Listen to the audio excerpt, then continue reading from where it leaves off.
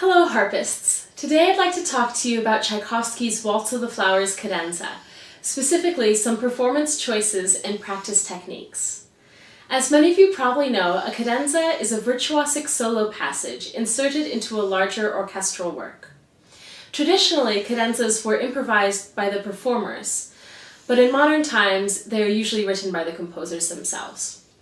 In Tchaikovsky's case, it's sort of a hybrid of the two. He wrote out the entire cadenza, but he also included the phrase ad libitum, which literally translates to at one's pleasure, which I think invites the performer's creativity into the process as well. To start, I'd like to play for you the first phrase of the cadenza as Tchaikovsky wrote it.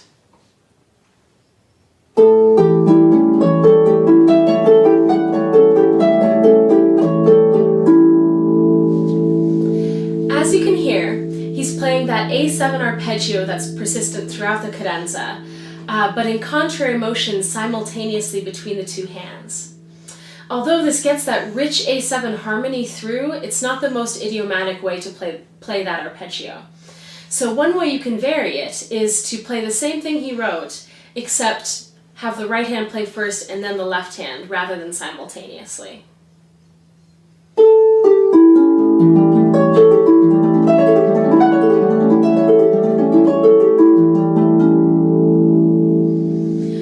The overall tempo of that was the same. It felt twice as fast because I was playing the arpeggios separately.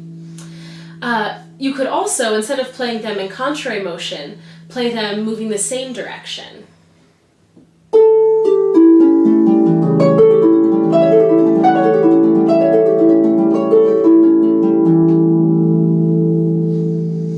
I think that gets a nice cascade of the arpeggio between the hands. It really connects them.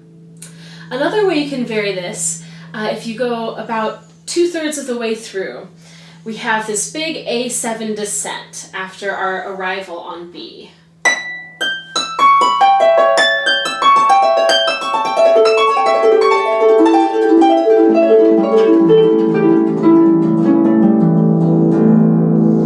And then in the original cadenza, Tchaikovsky moves back up the harp.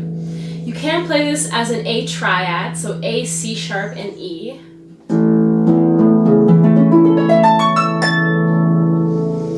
Or you can have an A7 chord, so add G into the mix.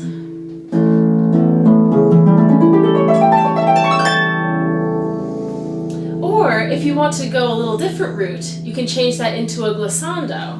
If you do, I recommend pedals D flat and F flat to keep the A7 sound in there.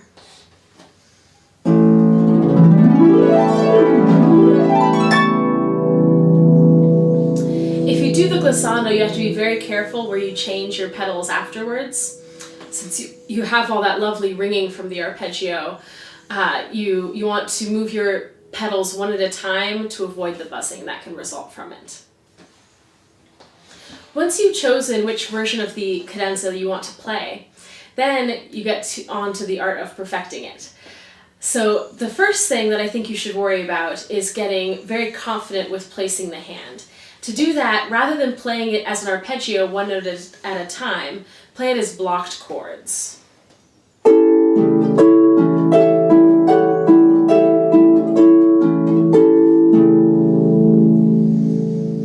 You also need to make sure that you don't lose your inner fingers in the middle of the arpeggio.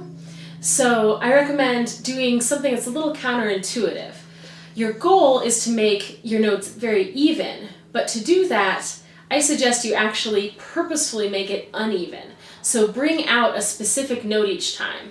For instance, this time I'm going to bring out my third finger.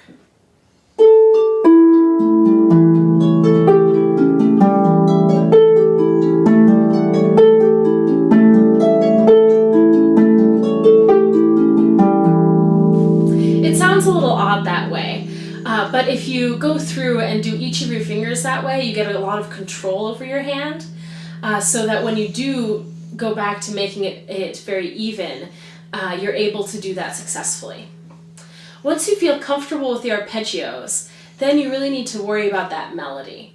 So in order to get that melody in your ear, I recommend playing it without the arpeggios, so just go through the melody with your right hand.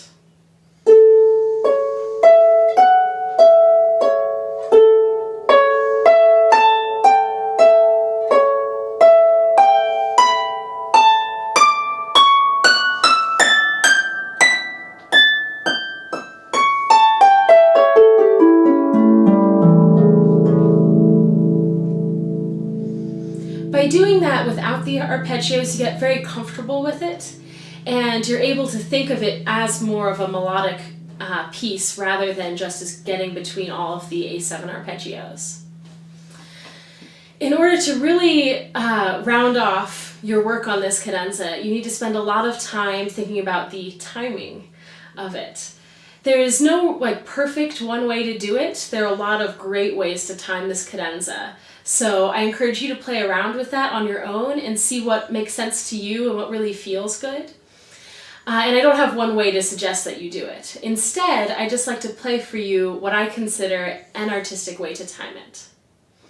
Thank you very much for watching my video, and I hope you enjoy my rendition of Tchaikovsky's Waltz of the Flowers cadenza.